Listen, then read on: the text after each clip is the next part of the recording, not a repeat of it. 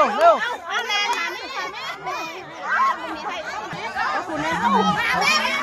ยิง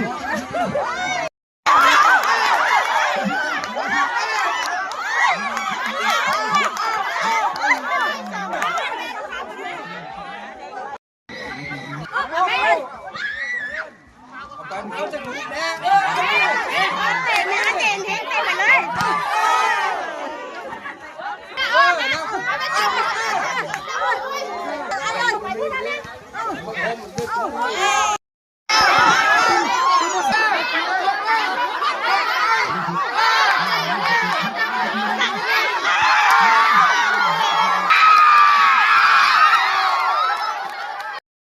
เอาแม่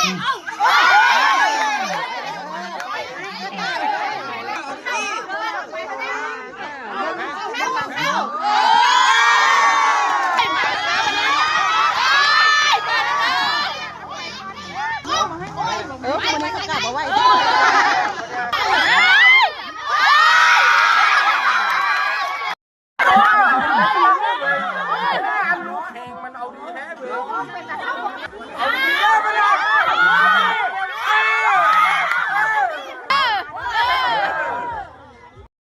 ควันเลย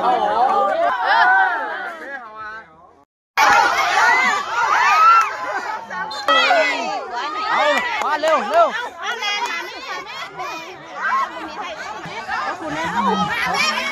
ยิง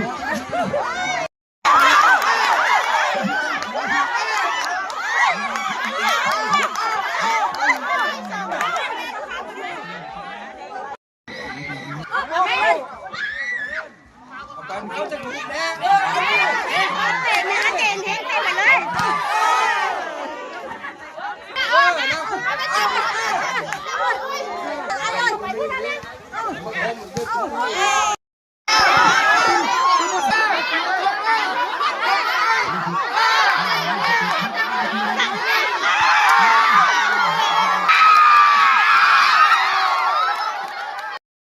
เอาแม่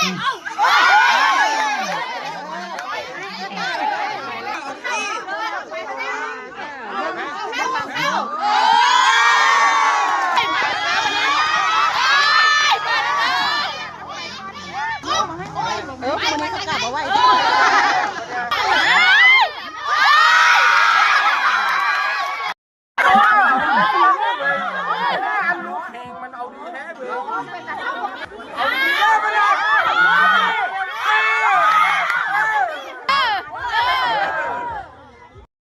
ควันเลย